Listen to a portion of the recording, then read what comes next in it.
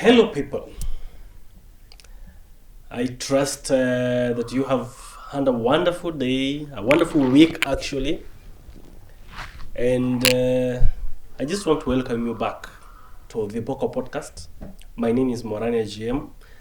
I'm hosting the show, and I have with me two good friends, the Faith Achiever. Hi. And Legit Baby. Now, today, we have been in places where we've talked so much things. And as we discussed so many other things, we would sometimes find ourselves not expressing ourselves enough or good enough to be understood by each other. And so we thought, hey, why not then also get to speak about it? Why not, dig into some research and find out, what or how we should express ourselves in order to be better understood. And that's the conversation we're having today. How can we express ourselves in order to be better understood, or how can we communicate better? And so before we get into that conversation, I want to request us, we find that most of those that are watching us are actually not subscribed, and would love for you to be subscribed because it helps us, get to be able to continue doing this. And also, as we continue doing this, we'll be able to do even better and better research and bring you people that are well versed in conversations that we want to be having. And now, yes, let the lady and the gentleman in the house introduce themselves as we have this conversation. Karibuni. Hello, people. My name is Faith Achiever. Yes, I'm glad to be here. Thank you for having me. It's a great pleasure to have you, actually. Thank you. Yes, and, communication, or expressing ourselves is one big topic, not just in relationships, but also at work, in business, and many other aspects. Communication. Even right now, as we are talking, how, our conversations go on are based exactly on how each of us communicates. Yeah. True. And before we even go further on that conversation, let me ask Legit Baby Yeah. to introduce himself. Wagwan, Legit Baby here, social media content creator, cinematographer, videographer, all that stuff. Yeah, welcome to the podcast. If you haven't watched our previous podcasts, be sure to do so that you can, keep up with the conversations. And yeah, as we talk about communication, I hope you enjoy this episode. Thank you. Fantastic. And even as we continue discussing about communication, all this is filmed. We film all this at Ricky's Productions. And I want to invite you who want to do a podcast, to come to Ricky's Productions and have conversations about starting your own podcast, about doing your content, doing photography, videography, all that kind of stuff. We do it here at Ricky's Productions, and we would love for you to be a part of our journey. Yes. So yes, guys, how are you? Me, I'm good. Mambo iko namna gani? I'm good. Leo sijui niko na tension kidogo. Tension inatoka wapi? What's the tension about? Yeah, but I'm good. Yes. Yes. Fantastic. How do you think we should express ourselves? I think one factor that I would love to talk about is clarity. Clarity is, I don't want to use the same word to describe it, but is to be certain, certainty, specific, to avoiding vagueness, being vague. Avoiding vagueness. Yeah. I remember when I was in high school, which is like millions of years ago. Millions of years ago. I remember we used to talk about, is it questionnaires? For you to create a questionnaire, there used to be something that, there's a word, smart, that the questionnaire needs to be smart. The SMART stood for S, specific. Right. Oh. M, measurable. A, achievable. R, realistic. And T, time bound. Your memory. Smart. Salute. You sasa ni ile education imebaki. Me. Education. Haufai kuenda school fees. I cannot go back to get at the school fees. Watu wengine kama sisi. But if you forget such a thing, go back to school, ask for school fees back. Okay. Because they did not give you education. So mimi ni ile education ile back. Retain. I retained education. Million years later. So yes, so when you talk about clarity, it gets me back to that. I get to think of for something to be clear, then probably it needs to be that smart, It is specific. Clarity actually just specifically means to be specific about something. I don't know if it's, if that thing is also measurable. I don't know exactly if it's measurable, but I mean, those words would probably fit in that. Like, say, if you're communicating about a party, for example, you want to invite somebody to a party, you have to be specific. What is this party about? Not just tell people that hey guys, you send a text. Hey, I have something on a Friday. Could you please come over? We do something. Maybe we eat a mbuzi or something like that. You have not given the timing. The information is not. The information is not clear. Complete. Yeah. I mean, there's something vague about it because there are no specifics. Which Friday? Ni Friday gani? Ni time gani? Siku mzima. Yeah. How much time am I going to spend there? Do I need to bring something? Yeah. The expectations and all that. Yeah, I think. Yes, clarity. When we talk of clarity in that manner, yes, I would say clarity is a very big part of communication. True.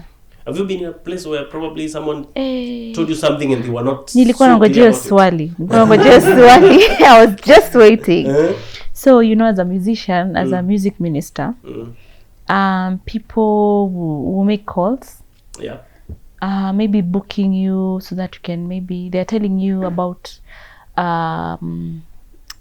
what is that called? Like it's not a function, like maybe a worship service or they need your services or they need your ministry and all that. So I have a friend. I don't know. From that day I even doubted if that friend really knows me.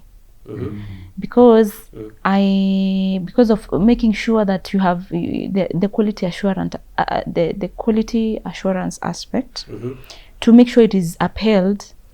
I always would give like a month for preparation. So what happens? Ananipigia a month to the date. Aniambia, I would love you to come to the function I'm having.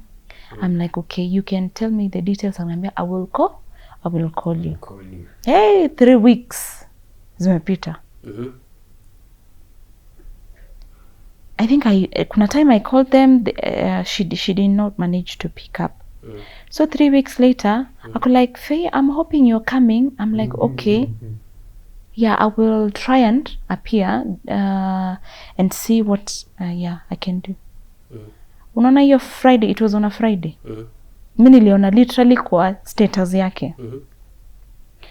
Nimeona, unajua ananipigia saa ngapi? Actually, I think nilikuwa nimetoka shule ama job or something. Ananipigia around, is it 2? Aniambia, I hope you're on the way. On the way where? You don't even know the location of... Sijui. Ni unaona kwa yenye umeona kwa the whatever. Ndio I'm like, okay, I need to go back and check. Okay. Ako like, unajua tunakutegemea sana. Ukiwa na nani? Ukiwa na nani tunakutegemea sana. Unajua niliambia, I told the team that you're coming. What team? What am I coming to do? Am I coming as a friend? Am I coming to minister? Hakuna preparation. Hiyo ni Friday too. Ati inaanza saa 1. Okay, that's a little bit. We need to change. Mimi, I was like, where? And then akakata simu. Nikampigia tena. Ako like, unajua tulikuwa nakutegemea sasa unanifail. I'm like, unaona ile unasikia you even you're in unajidoubt mwenyewe. I'm like, shock. What is happening? Is there kuna mtu atumianga mwili yangu na sijui? Wow. Ama huyo mtu ameamua kunigaslight. I literally don't know.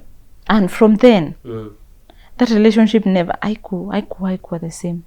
Wow. Yeah, later ndio ako like, hi, sijui nini. I didn't even go. How? Where? No, you don't even understand what's happening. Mi sielewi naambiwa. Because of quality, I really value quality. The cost, me hata slipishi in terms of ministry, I don't. I just do ministry. But can we prepare? Yeah. Unakuja pia mnapatana kwa the whatever, the pulpits. They don't even know your name. They don't know your keys. They don't know your expectation. Nothing. Yeah, I was like, communication mbaya. Hi, that one. Wow. Communication hiyo imekula. No clarity. Exactly. No clarity, no nothing. Yeah, that was bad. It was a very bad experience for me. It took me like 2 weeks. Alafu unajua ni mtu ni beshte. Okay, what do you think lacked in that communication? Clarity. Okay, I don't want to say like hakukuwa clear the expectation. Her expectation on me. So is this so that I can also communicate my expectation. Okay. Like what I need her to do so that we can achieve that. There was no communication. I will say there was total communication breakdown kabisa. You know, I've also been in business, and sometimes if you're going to do an assignment, especially when it comes to production, it is very important that someone gives you a brief of what happens or what needs to happen in a given occasion. The expectation. Right? And this has not happened to me, but sorry. There's I saw a clip of a videographer. No, or a photographer. It's actually not a videographer, it's a photographer. So they are in a wedding. And in this wedding, there happens to be some kind of, is it fireworks or some kind of, there's something that is happening when the bride is kissing. When the bride and groom are kissing. And so the photographer is not aware. Wow. Or that there's such a moment. So there happens to be some wonderful looking fireworks. So the bride and groom are kissing, and the photographer picks that and then starts checking, have I captured the right thing? At the moment that he's checking, have I captured the right thing? Oh no! Fireworks. It's not fireworks per se. It's, I think, colors. Some colors appear just behind the bride and groom as they were kissing, and it's so short-lived. Ni hapo tu ile mara moja tu hivyo. Short moment. Na ndio naangalia. Oh God. And it was so colorful. It was captured on video, but it was never captured on picture.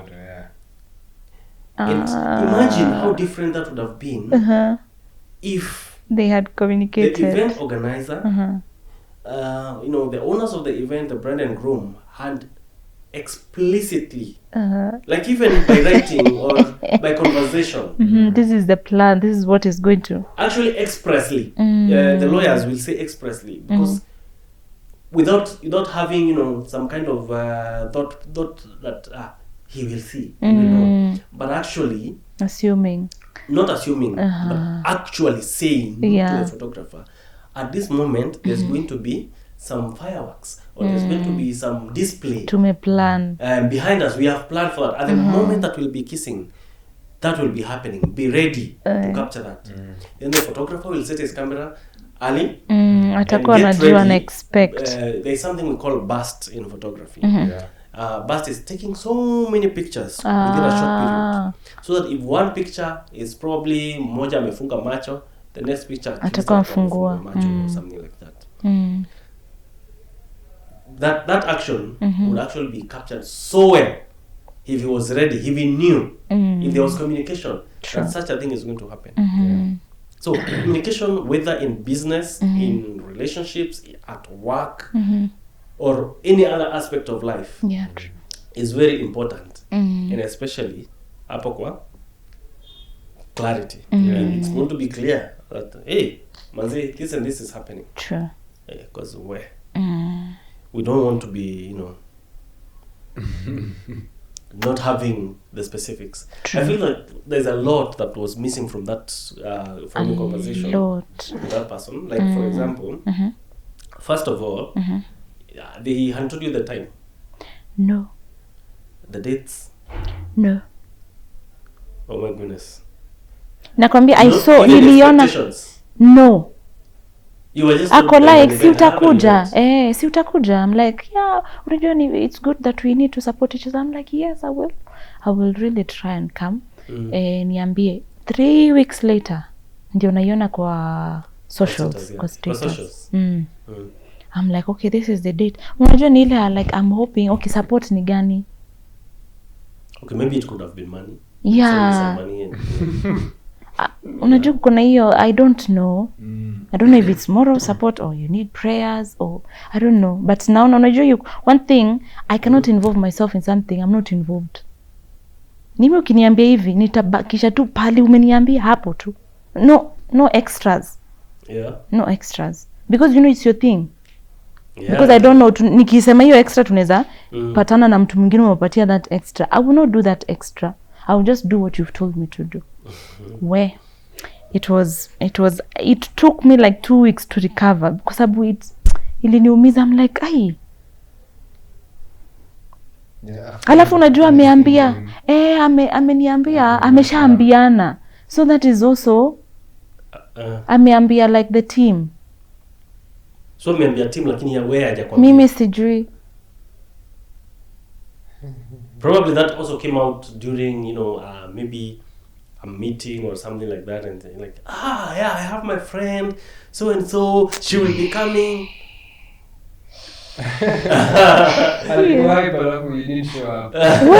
Alafu unajua that one has an impact on your credibility. Yeah. People are like, you start thinking that now it's you that didn't show up. You didn't commit or something. Or maybe unajua kuna those that maybe pesa haikufika. And I don't silipishi ministry. Why it was hard. It took me, I was shocked. Na nilikuwa kwa gari na shuka. Unaona ngeli umefika tu si kwa nyumba really, but umeshuka kwa gari. So I'm like, I haven't communicated with the people I'm living with. Yeah. Emergency. It is a lot of inconvenience. Oh my goodness. Well, have you had such a similar? Well, hey. I relate by the way, because kuna especially in our line of, like in our industry, kuna a lot of things, mishaps in communication that can happen, because you want to maintain a certain level of quality and professionalism, but it's not the same. Like, it's not the same across board. It's not the same with everyone. Yeah. Kila mtu mwenye si kila mtu anaperceive communication kama wewe. Yeah, true. Kama wewe, si ndio? Yep. But I want to start by saying I think communication is also like a reflection of who a person is. Yeah. Because if someone intends to be clear, they will be clear. They will tell you, this is what I want, this is what I want from you, this is what I want you to do. If it's support, this is how I want you to support me. Because support, it goes in many ways. Yeah. Inaweza kuwa ni Emotional. inaweza kuwa ni emotional. Like, when you're crying, I'm Inaweza like, kuwa ni high. Inaweza kuwa ni high. I know. inaweza kuwa ni high, by the way. So it's a lot of things, but people tend to reflect who they are in how they communicate. And if someone wants to be a better communicator, they will definitely learn how to communicate better, you know, treat their friends better in terms of how they communicate with them. I actually think that if someone wants something done, and they will not want to be vague about it. Because if you put value in something, trust me, you will communicate effectively Yeah. True. the value that you expect out of Exactly. you know everyone else engaging. Yeah. If it's work and you want your subordinates or your team members to work to a certain goal, you will communicate that conversation. You will communicate your needs, your expectations in a better way, so as to be able to allow them, to come to where you are. Even in business, if people want to be successful, if someone carries a vision Yeah. and he wants everyone in the team to carry that vision, he better communicate. Communication. He True. better put that vision out to everyone and tell them, hey guys, we are starting this podcast. We just don't want to be doing the podcast. We'll be doing it every other Tuesday. We will be meeting sorry, we'll be meeting at this time, to discuss the podcast, what we're going to, have next. We will be inviting this kind of people. I mean, it's always good to lay down Yeah. this kind of The structures, picture. to lay down the picture, the vision, so that now it becomes solid, that everyone now falls within within that vision, Yeah. and they can help you achieve the vision. True. Yeah, because otherwise there's a problem somewhere. There's a link you sent, by the way. I don't know if we're going to attach that video. Uh-huh. Yeah, in a relationship, actually the lady, ama the people in the relationship, like, you're able to relate very well with other people, Yeah. but when it comes to the relationship, kuna shida ati, so now all of a sudden there's a communication problem. Yeah. But at work, when your boss tells you do this, Yeah. you can relate with that, like, Yeah. unaweza fanya hiyo. And I think it connects with the nini, because the video ended by saying it's how a person considers you. Yes. How they consider you is how they going to and communicate especially with this is for like married people you. Yeah. or people in relationships. Your spouses or your partners, they are working, aren't they? They have bosses wherever they work, or they are the bosses wherever they work. They are able to communicate very well with their superiors at work, and not become Rudy. Is it Rudy or rowdy? Rowdy. Rowdy. They do not become rowdy at work. They do not abuse their bosses. They do not raise their voices Yeah. on their bosses. But then when they come home, you're having a very small misunderstanding, and all of a sudden, they are like what? An exploding gas onto your face. Things start flying around. Things start flying around. Yes. Tantrums. Kuna tantrums ndio hizo wameanza kurusha.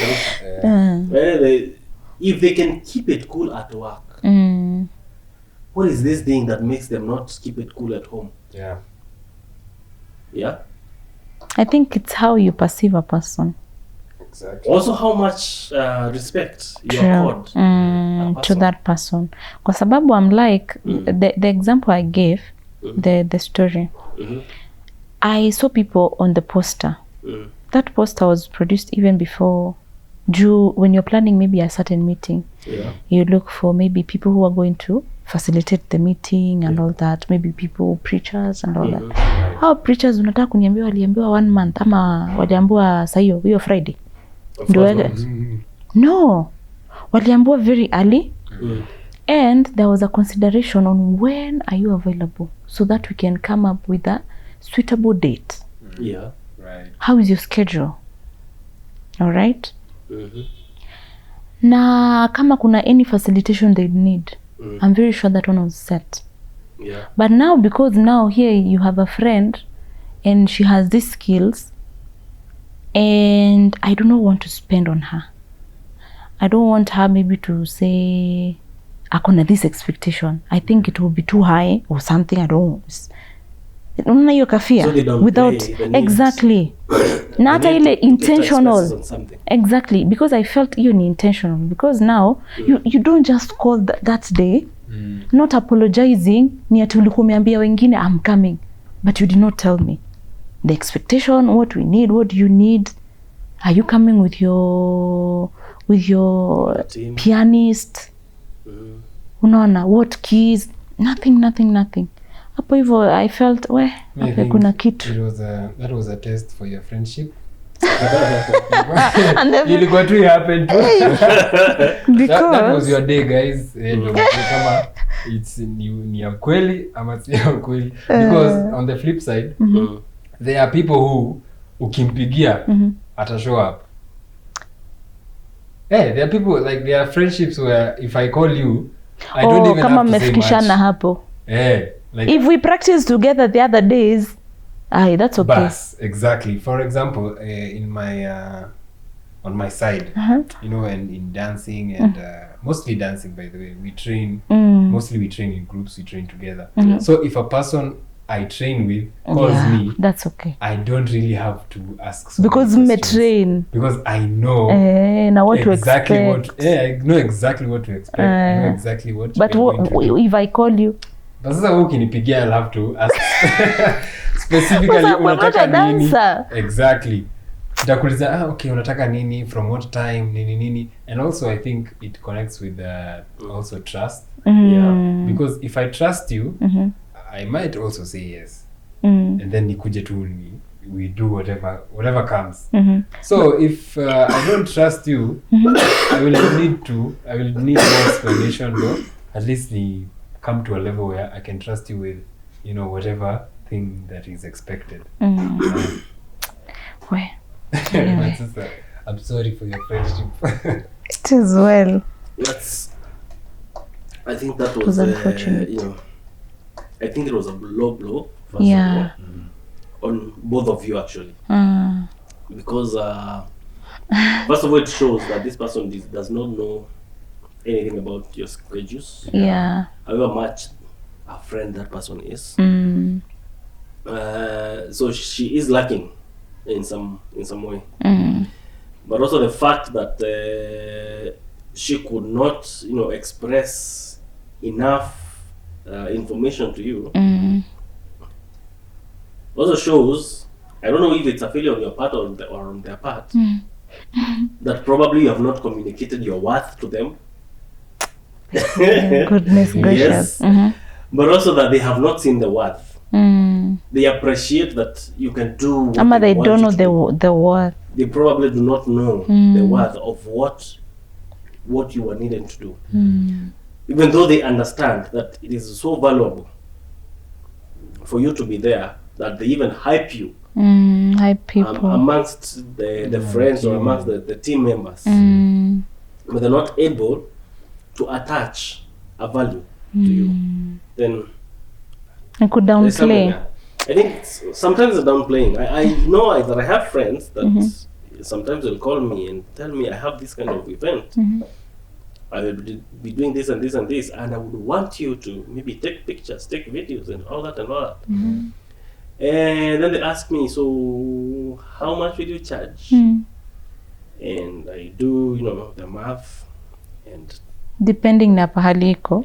Depending on mahaliko, depending what is needed for the specific, event. And when I give them the code, they say, oh, we didn't think it would be this expensive, or we didn't think it would be this much.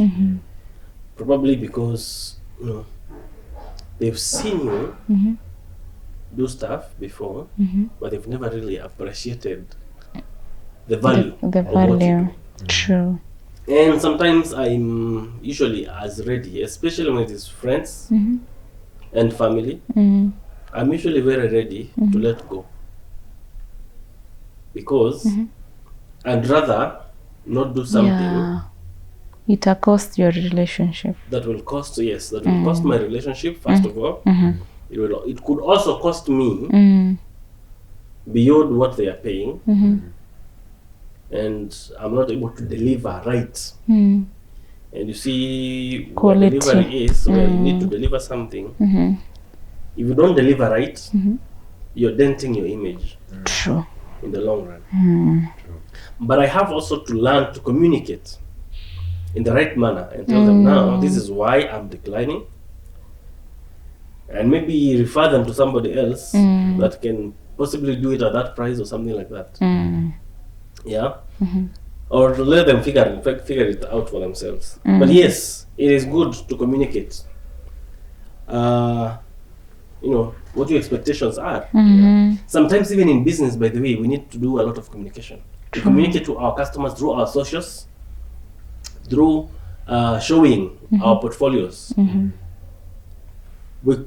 How we package ourselves actually is also part of communication.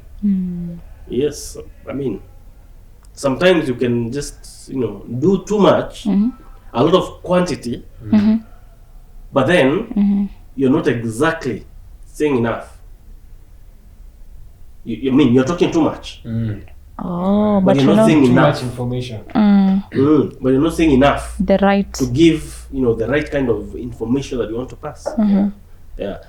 There's this guy Albert, who says that like 7% of our communication is the words that we use. In as much as we talk so much, I mean, we think that communication is just speaking. Kuongea. No. That speaking is like 7%. Even right now, as I'm talking, my talking is like 7% of the whole communication. You know which what constitutes the other? Is it 93%? There's body language. Body language is like 55% of it all. Like how I'm expressing myself. Probably how I'm expressing myself, how Your hand gestures. showing the gestures, The all facial that, expressions. my visual expressions, all that, it dictates how it's being received on the other end. And then like 38% of it is the tone. Wow. The way I'm speaking. If I'm speaking authoritatively, then it will be received with the authority that I'm speaking with. If I am speaking timidly, it will be received with timidness. I'm trying to look for an example. The tone, sindio? Yeah. The tone really matters. The tone really matters. We have an example for the body language. Yes, for the body language. Body language, by the umesema 55, yeah? Yeah. So that's, Body language is like 55% of the full communication. That's like more than half. Yeah. Yes, If more than I half. do a gesture, I have communicated halfway. Yes. Like if you ask me a question and I nod, I've already answered. You've already yes. Or if I shake my head, I've already given you an You've answer. given. In fact, that goes beyond Yeah. 55%. Yeah. That's like almost 99.9. Exactly. And that's I guess that's the power of or just the aspect of communication. It Mm. cannot. It's not only on words. You don't have to say anything to communicate. Mm. By the way, it reminds me. Okay. The person who told me this is not important, but Why is that person important? but let's put importance on what they told me. They told me the reason why animals can't talk, it was God's way of showing us that you don't have to speak to communicate. Hey. Sorry. That statement comes with a lot of memories, but let's focus on the Okay. With a lot that of part memories. of the Let's talk about the conversation. memories. I feel like we should talk about the memories. Well, Let's topic just for another day. That Okay. deserves a whole podcast, a whole episode, a whole episode. Yakuvent. Yeah, but I think that point was, I think, in a connect sana na communication. You don't have to Yeah. speak to communicate. Yeah. There are a lot of ways you can communicate and also be understood. Okay. Have you Now, ever had? Okay. Let me say this. This, the way we go like to visit people and they ask us, utakula kitu? If you eat something, by the way you answer, they can tell whether you need something to eat something or not. Yeah. I know some people, will definitely say, no, hapana, sitakula, sitakaa sana. And then wanasema sitakula, Yo. nimeshiba.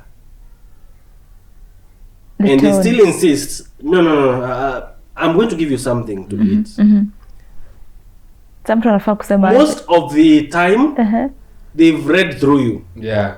ni njaa tu. They've already read through you. Watch hata njaa. Yeah, you're probably hungry, but what they've read is that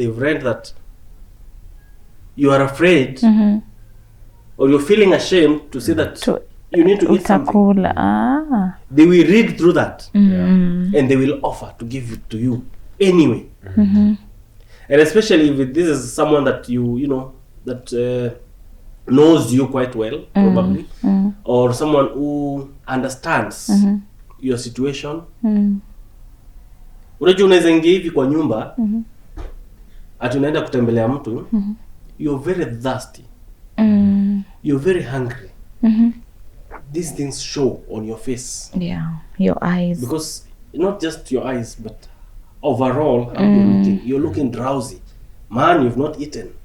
Your lips are You're chapped. looking tired. Yes, your lips are chapped like this mine. This of mine right now. I'm so happy, by the way. If too many kitu ya yeah, so they get to see that. And when they see that, they they want to give the solution. But then again, you are shy and they see through your shyness. And so they go ahead and offer you food. And then they give you food. And they ask you, do you want more? Pana nimeshiba. And then they look like you. No. There's food. There's food. Come on, Kuongezee. you got chakula. There's food here. And they open the bowl and start serving you. Yeah. Okay, kadogo basi. And they still add another ladle. Because they see through it. Yeah. Lakini wengine ni ku Yeah, wengine now, it's a habit.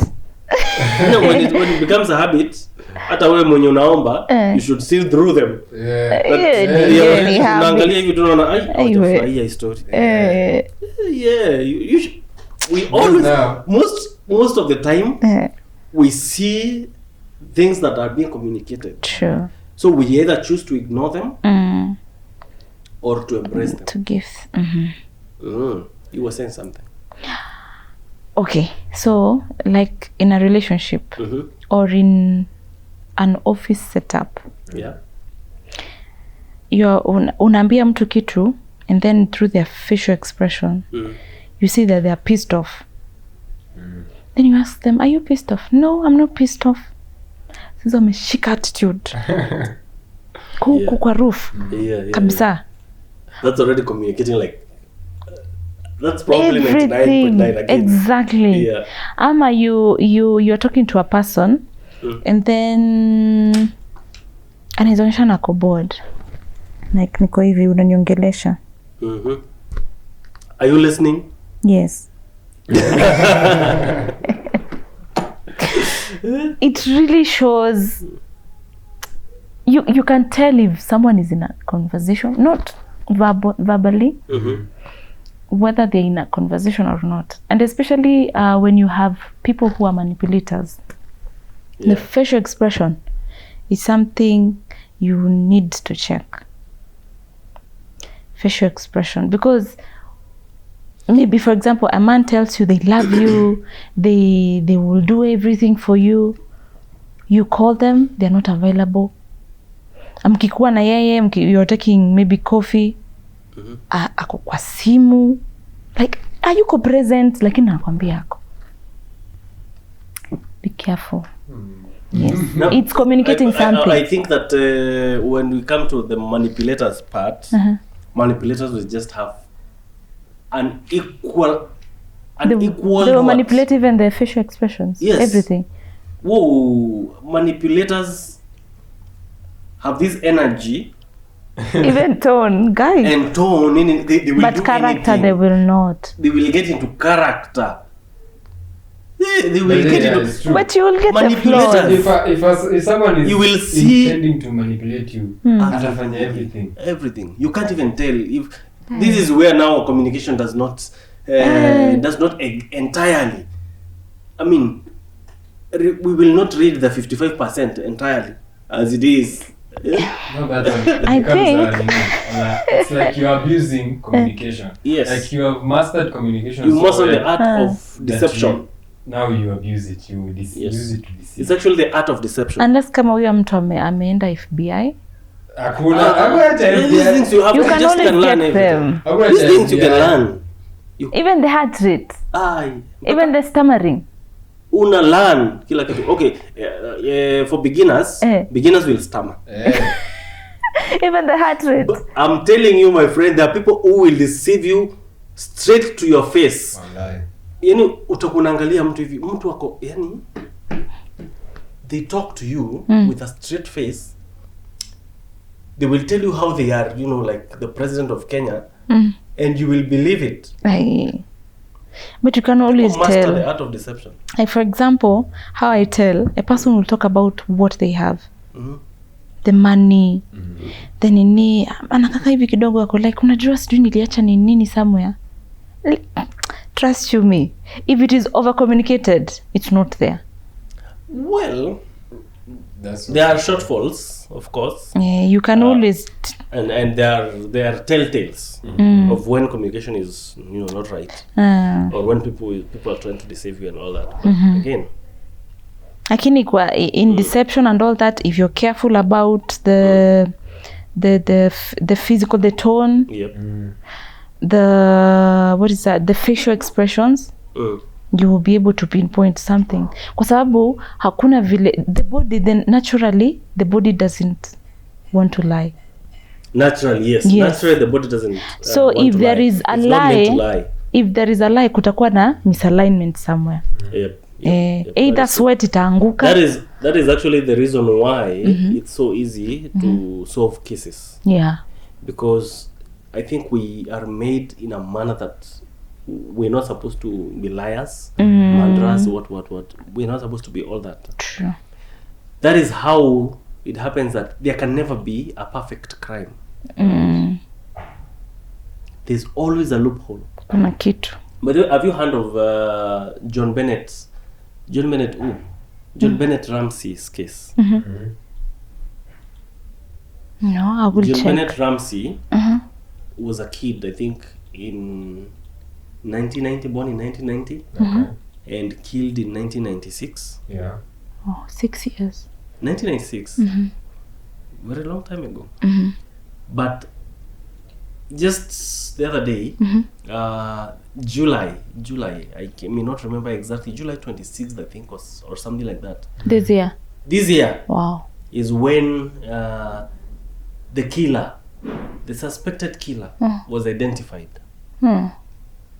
So that case has been, in police, with the Archives. police for a long while. Mm. And it was so difficult to solve Mhm. because it was probably much of, some kind of perfect crime. But then there was spreadsheets that a detective wrote detailing what was happening here and there. And from all that, the detective actually died a long time ago. Mm. I don't know exactly when the detective died, but later on, just this year, just last month actually, July 2025, is when this suspect has been identified. Yeah. So in as much as we do crimes, or those crimes will be done, there can never be A perfect. a perfect crime, because we are not meant to be perfect liars. We are made to be truthful. In The fact, automatic if we look at the response. Bible, in Genesis, God made man out of his likeness. He says, let's make man in our image. Blah, blah, blah, blah. And that is how we were created. We ought to be like clean like God. But then come evil, come so many things. People are mixing themselves up and trying to be what they're not supposed to be. Sure. And that's how sasa hiyo story ya mada nini inaingia kwa life. And then we can't do perfect murders. No matter how bad we are, no matter you can look at criminals. They go for so long. Okay, wajashikwa. Kama wajashikwa, they do a lot of hideous crimes. But then it gets to a place. Eventually atashikwa. There has to be someone that drops the guard. Kuna kakitu tu Something will go wrong. katokea. True. That's it.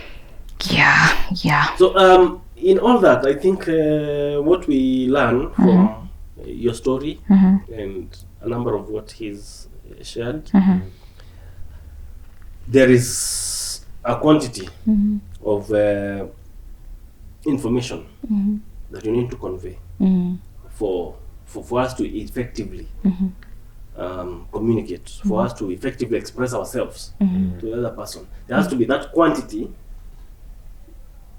of information that you pass along.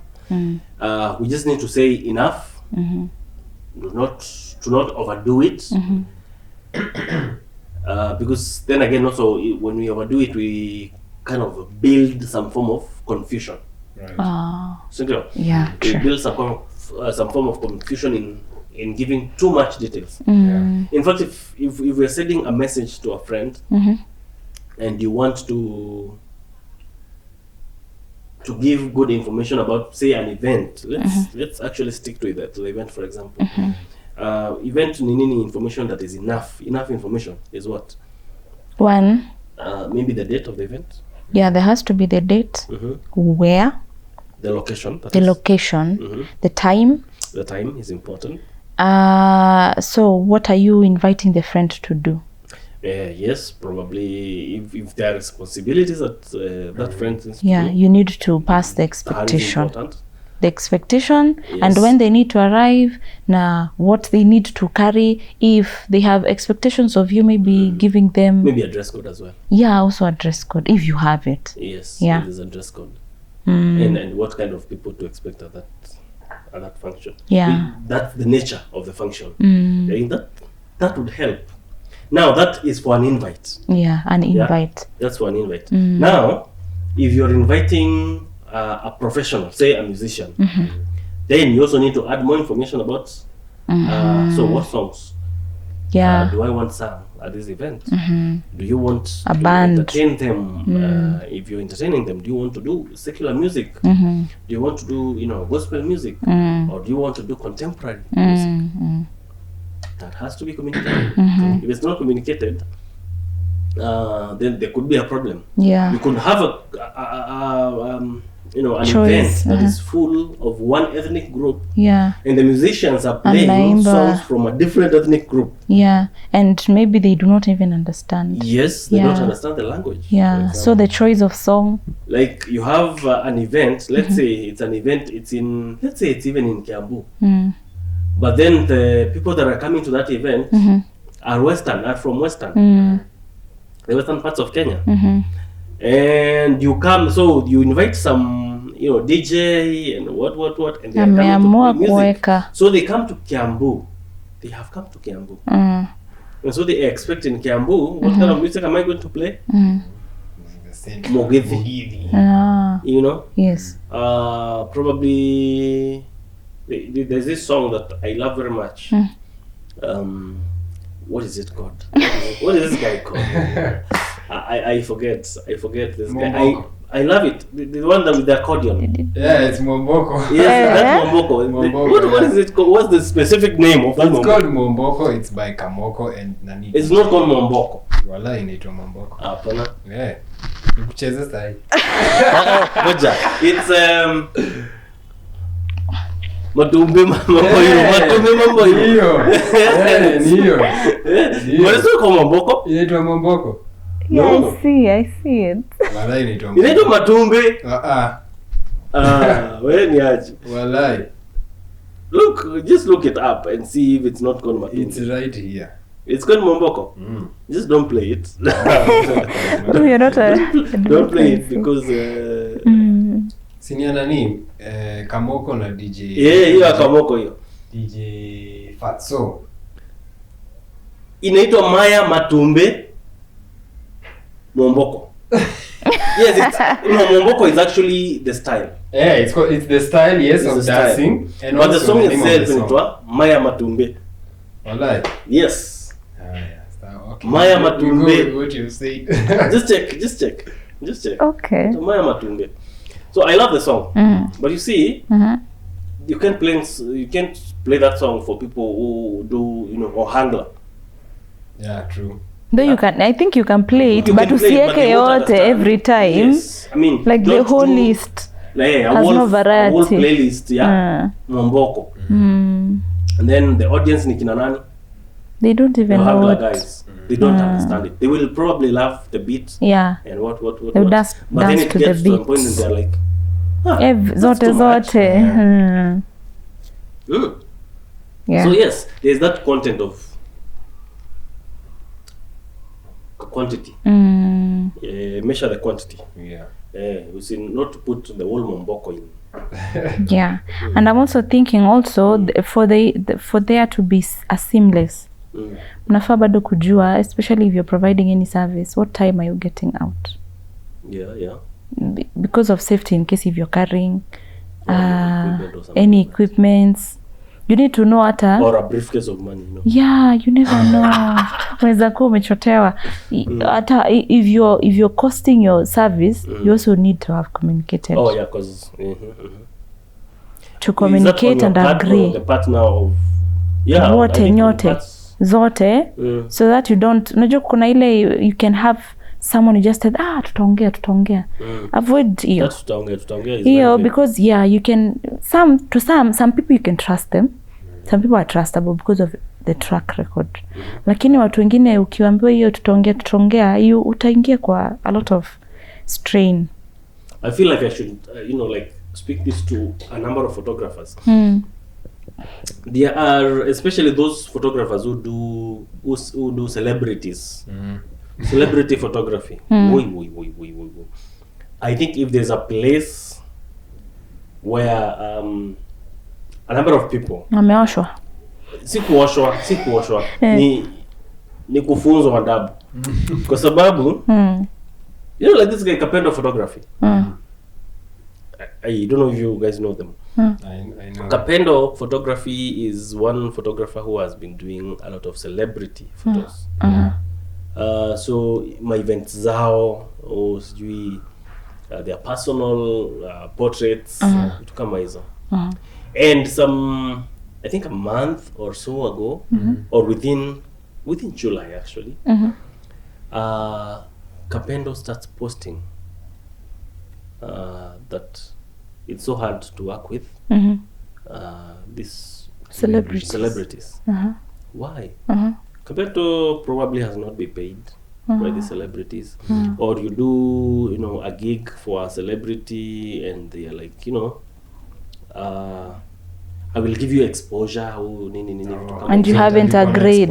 And yes, it is exposure is very important. It's very important, but you haven't agreed on that, Hama. Well, probably they agreed, I don't know, but it's very important to put a price on exposure, because the celebrities can give you that exposure, but then they do not give you the business. They do not give you business. They do not give you a People return, know you. a return on investment. Yes, they don't give you a return on investment mostly. The kind of, especially these influencers, they are very good with influencing. But then, who are their consumers? Are their consumers people who want your service? Who want your service? True. Yeah. True. You also need to think about that. What is the demographic of the listeners? Because they could be all over the country, but all these people are people under 20 years of age who are just looking for entertainment, just something to consume. They don't exactly have an event that they can, you know, ask you to come and cover it for them. They don't. And so you will be running from one celebrity to another, seeking what? Seeking to be known in the whole world, and you start getting followers. You will get so many followers. But then again, these followers, they turn into views. They turn into views. They turn into views, but they do not translate to business. But ikikuwa views, I think it's okay. Famous, But yeah, but there is, do you know there is that aspect? Yes. Kuna hiyo aspect that once unaanza kujulikana, they think you have money. Yeah. They think you have. You see, that's the other aspect. By the fact that you're becoming famous and you're probably getting so many views, people already start thinking that you have money and loads of it. Yeah. But here's the thing: you're just famous, but that fame has not translated to money. What social media is communicating to the people, it's communicating money. It's communicating, oh, this person is becoming famous. They have money. That's an expectation. True. Yeah. That's an expectation. It's not really... good communication actually needs to be expressed. It's not... inaitwaje? Assumption. Si ya kuassume. You can't assume that because people who have become famous, they have money. Yeah, true. Unless they're communicating that, unless they're actually communicating that they have money. They have money. Yeah, if they communicate they have money, then that's okay.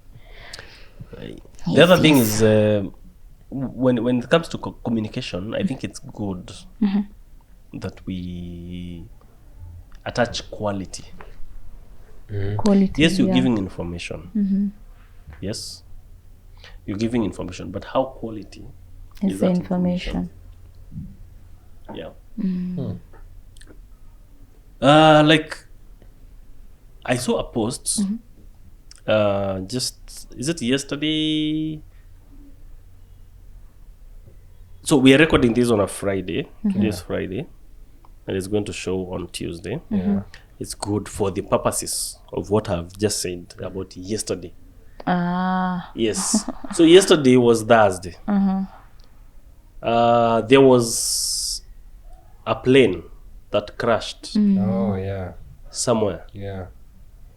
Did it crash yesterday? Was that the day before yesterday? It was yesterday. It was yesterday. Okay, Yes. it was reported Yesterday.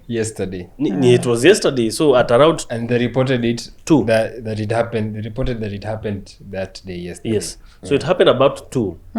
It was an aeroplane. No. It was yesterday. Vijana Thursday. Yesterday, Thursday, yes. Okay. So it dropped about some place near Mwihoko. And this is what happened. A very famous social media influencer, right? It's actually a Maverick Kauko. Actually, I was looking for that tweet. Yes, Maverick Kauko. And posted and said, so KDF helicopter. KDF. Yes, a KDF plane. I think she said helicopter actually. Yeah, KDF helicopter. Has dropped down at Mwihoko and crushed people and a lot of other information. But the actual truth is, this was a Cessna and it crashed at Mwihoko, yes, but it does not belong to KDF. It belongs to Amref. But yes, it was ferrying. KDF was assisting with evacuation and all that. To come Okay. Yeah. It was, I don't know, going to Somaliland. It was going to Somaliland, yes. I don't know whether it's Somaliland or Somalia. Somali. By the way, Somalia and Somaliland are two different. Somalia and They Somalia. said it's Somaliland because if They were it going was to Somalia. Somalia, I was keenly waiting to differentiate between Somaliland and Somalia. So okay. It was Somaliland. It was Somaliland. Okay. Yes. So the quality of information that Maverick gave was skewed. So when it And comes actually in the comments, there are some people that indicated corrected. that. That's the information she got herself. Yeah. So yes, Kapas. her part of the communication, what she communicated was probably quality to her, but it's not quality to the receiver. So quality, when you talk about quality, you mean whether it's true? The truthfulness of the matter Okay. It's a factor. is something. Also the intention. The intention, yes. Yes. Because even politicians, our very good politicians, will easily give us information that is so true. Yeah. But it the gets so intention. skewed. So skewed that we lose the quality of that information. So skewed that it starts a war amongst us, Right. instead of actually serving us right. Inakuwa kama incitement. Pardon? Yes, it becomes incitement. And it's Because probably, it could be true, but the way it's framed, yes. quality inakuwa hapo infringed. Sometimes I wonder if our government gives us the right kind of information or gives us information in the right manner. Because sometimes I look at the government and I think, I think they're working. But the perception out here is that, oh my goodness, this government is doing nothing. Right. How are they communicating? I think it's a matter of how are they expressing themselves? When you're running maybe a government or a company, information is not like it's not equalized. There's something I know that is privileged to me, and there's something else I know that I'm willing to share with you. Yes. Right. So in certain matters, you find people react differently according to bits of information, to the information that they get. To bits. They get bits of information instead of getting the whole information. Exactly. For instance, we have a very good Auditor General who went and did her own work and found that there was money being lost through e-citizen. And so that was it pointed out a flaw in the government, right? But now the PS or Treasury came and said that some of the information that she gave was not true because they gave their own explanation. They said no money has been lost. They explained, and then they said there was some information that she should have had, but and they were willing to give, but they couldn't, because the work of the Auditor General is to just do her work. But sasa in her own findings, she may find out things, but information yake iko limited. Lakini but I think they are doing something. There are flaws. Obviously, there's something there. There has to be something. I think at this point I choose to believe the Auditor General. Because exactly. I'm like, if they're not able to give the Auditor General that information, they will not give us. Alafu, so one thing they said. That is true. One thing they said money has not been they have not been losing money since 2023. Since 2023 hakuna pesa imepotea. According to the information that the PS had, that's what he said. Could also mean that before 2023 money kuna pesa ilipotea mahali. Yeah, and probably that is part of what she put. Exactly. So it's just I think it's a matter of information and how you perceive what you know. And our time, you know. Exactly. Also kuna vitu mingi sana za kuconsider. But the Kenyan yeah, the Kenyan because by the way unaweza kuna communication zingine unaweza pewa ama mtu akupe information fulani you don't know what to do about it, so unamwambia tu I know. Because it's a matter of now I know, then I think inakuwa tu what do I do? How do you want me to help you? Kuna vitu zingine they go overboard, above how much we can handle. Yeah, true. Have you been in situations where you know, you want to start a conversation with someone and let's say for example umeingia tu mat hivi tu. No, mat is probably going to be a little too far. But you go to an event, actually a networking event, and you're meeting people there, but you do not know the right questions to ask. You do not have how do I get to start conversations, you know, like with these how people, to break the ice, probably how to break the ice breaking, and probably just picking up a conversation that will last through the function. Yes, not through the function or through the time that you're meeting with this person. Time through the yes. Have you been in such situations? Yes, and what do you do? What do you do in such a situation? You know, maybe our viewers don't know, I'm quite introverted. And having a spontaneous conversation is difficult. But I have found ways to lighten up the situation, the atmosphere, or you just talk about what is there. What do you mean talk about what is there? What is around. Small talk. Small talk. But I am small not talk is a good. good thing. Mimi siko, I'm very bad. I sucked That's small talk. But I realized you just talk about either the weather. That is the go-to.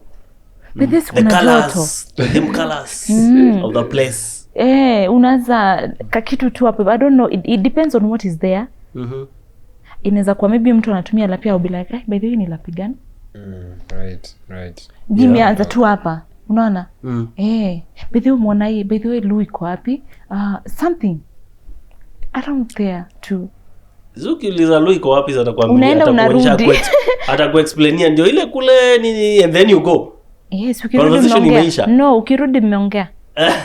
Ukirudi you can ni mtu mshaongea, so just to break the ice. Yes, to just break. It doesn't have to be kuna watu this is what I have found to work for me in situations where you know you are very good in that. I kind of need to start a conversation or something. I will ask questions that do not have an answer. Right. Okay, first let me break it down a little. Yes. I will ask questions that do not have an answer. And first of all, it's a question that you cannot answer with yes, not that do not have an answer, but that do not have a direct yes or no. Yes, true.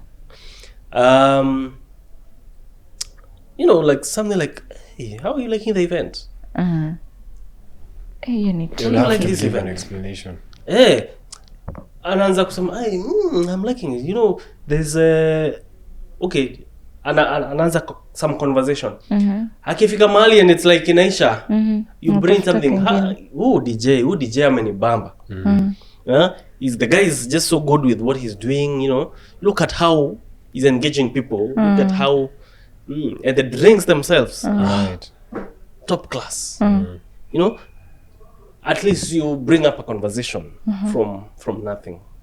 Can you have an introvert like me? We can have a tuition. I think. We can have a tuition. A charge, just kidogo. Kwa sababu I think people that struggle with that are not people that are extroverted, because an extroverted person, it's easy. Mimi ndio nitoke hapa. Let me surprise you. No one is entirely of course an introvert. Kuna percentage. You just become an introvert where probably you do not know people. Or you're not feeling comfortable. Yeah. But there are people that normally, you know, they are wanaitwa cholerics. You know they have a situation in which they will discover the extrovert in them. Sasa nataka hizo what am I even saying? I want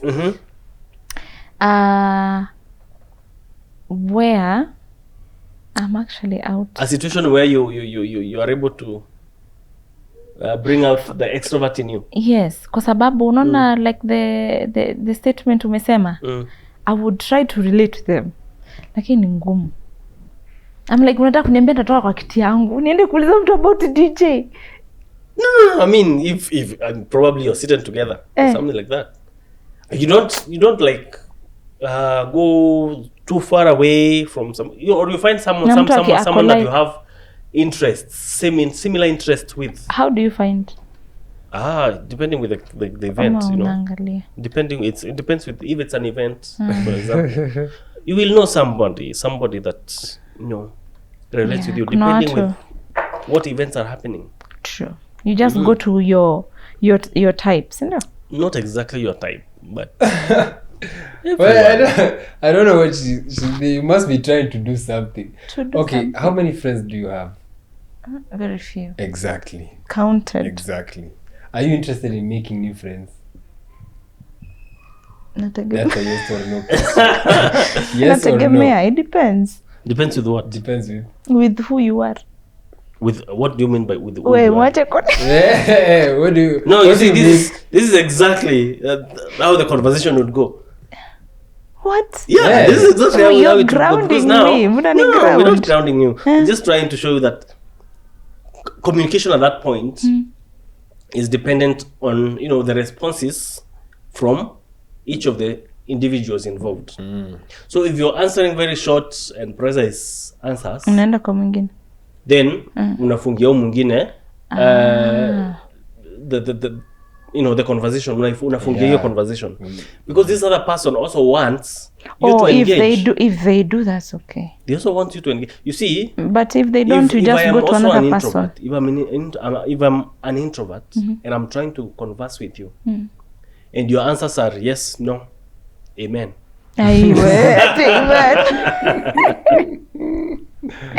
Or yes, no, wait. If those are your answers, then there's a problem. But you can ask me, what color do you like? And I will say, I mean, that is so simple. I could say red and then just get silent.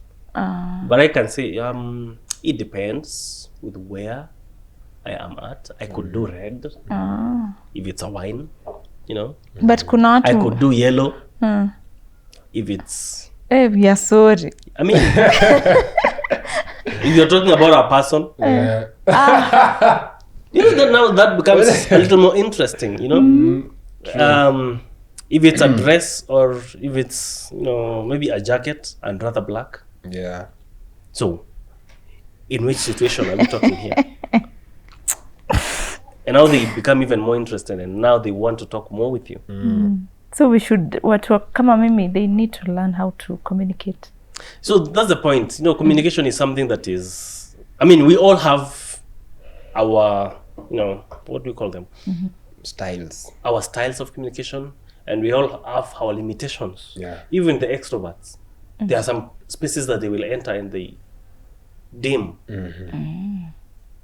Yeah, probably because they feel like, oh no, this is not the place for me, and they will dim. Everyone has something that brings the extrovert in them, the ambivert in them, and the introvert in them. Then kuna wenye hawana breaks. Na kuna wale wana They breaks. just But everywhere. But here's the thing. You see, when we get to know what we are, if we get to know that I am extroverted, you are ambiverted, or you are introverted. When you get to know that, that doesn't define you. True, you can improve. You get to know that so that now you can work on the parts. Your strengths and your weaknesses. Yes, you know what your strengths are as an introvert. You know what your weaknesses are as an introvert, so that you work on them. And when you work on them, that means that now you can go have better conversations with people without worrying about you being an ambivert or about being an introvert. Just having effective conversations. And if you are an extrovert, it also helps you to tone down. You know that you're an extrovert. Unaweza nyamaza? Some of these places, it's not actually okay to be too extroverted. So I can be a little silent. Or I can just talk small. Small. Yes. Unapimia my words. I mean it helps. Okay. And so yes, there's this guy who there's someone that actually spoke about long time ago, I think in the English culture, and there's so much in the English culture that we do not get to we get to learn about from them rather than from us, because we did not document our styles. True. Or our great grandparents did not document that. They should probably have made some notes and writings on the walls or caves, so that we could learn from them a lot. But they didn't do that. They did word of mouth. They passed word of mouth, and then at some point the word of mouth ceased because we went to school and they had no one to tell those stories. That happened. And we went to learn the England culture. Yes, and we went to learn what was being brought us in books. So there happened to be in around the 1818s. There happened to be when people would go for events.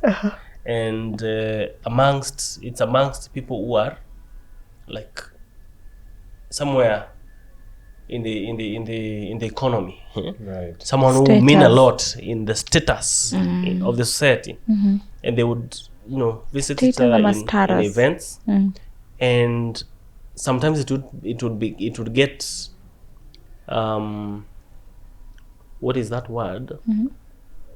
When you go weird, not really weird, or you would go to events and you do not know how to pick up conversations awkward with people who has awkward moments. Having awkward moments, you're not able to make the right conversations with people.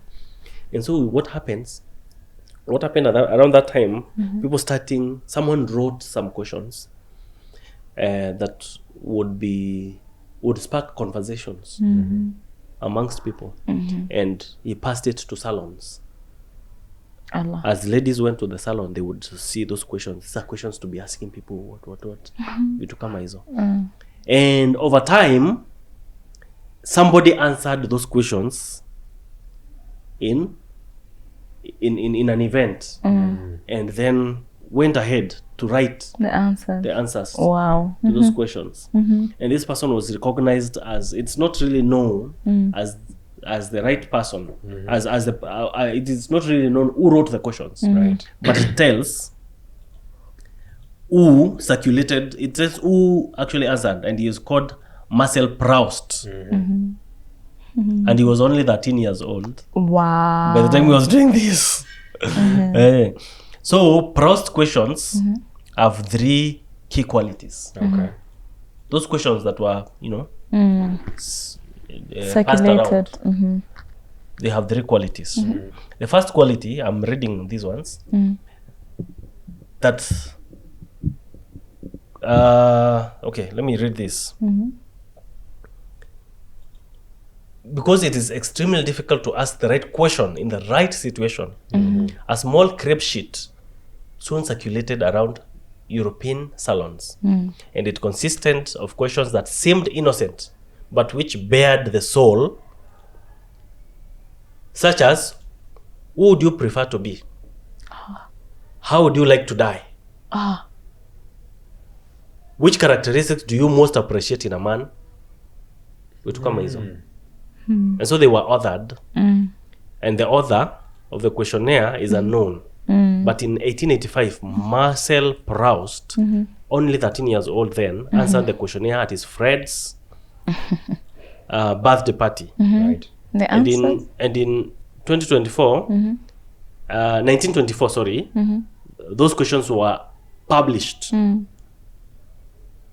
They were called Proust's questionnaire. And the questions, I'm not reading the questions. I actually don't have the questions, Okay. but those questions had 3 qualities. One, they were questions that you cannot answer with a yes or no. Okay. 2, they were questions that do not require prior knowledge. So that means you do not need to go read somewhere And then unauliza and mtu then who's the come writer. to answer them. And they have no right or wrong answers.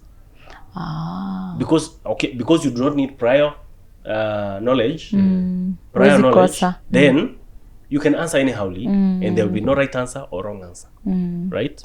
But they will only be honest answers or dishonest answers. Yeah.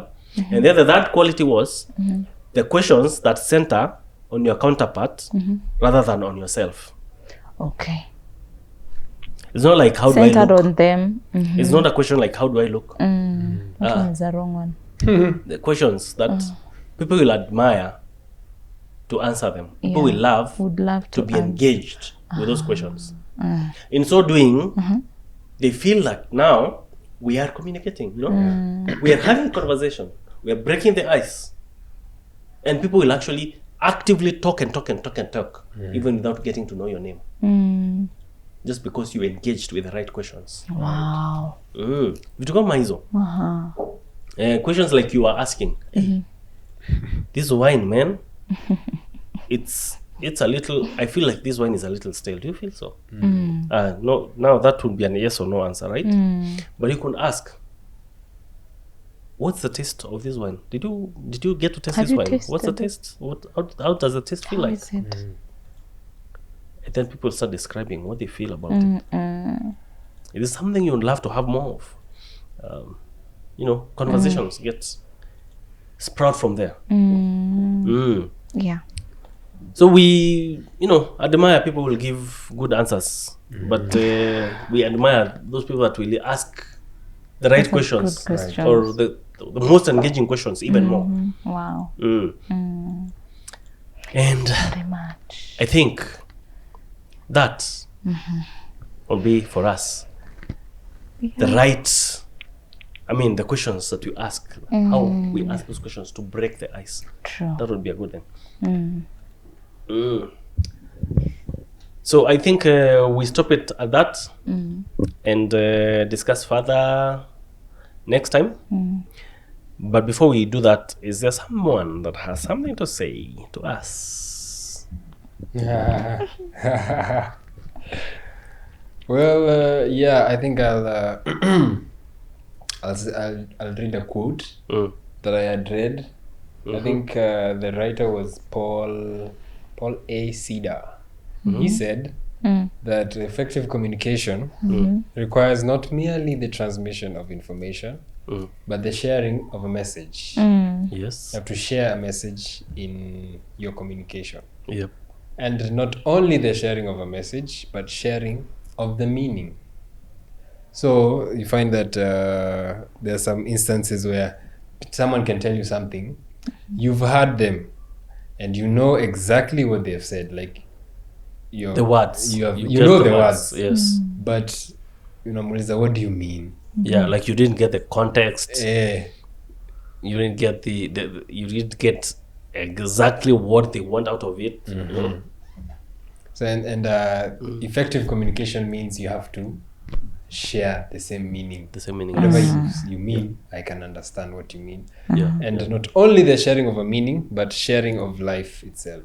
So in that moment where we've shared that meaning, we are one in the matters of life. Oh, fantastic. Yeah. Fantastic. You have something to tell us?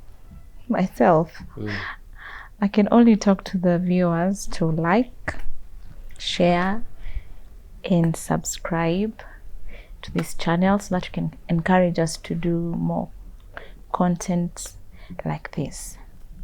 Yes. Even better than this. And even better. Right. Fantastic. Until another time, we love you so much. Our YouTube community, our social community. Like, subscribe, comment. Give us a hands up, or if you have topics that you want us to cover. If you have someone in mind that you'd want us to feature on this show, and if you want to be featured in this show or in this podcast, talk to us. Our contacts are right here. Fantastic. Have a wonderful time. We love you so much. Adios.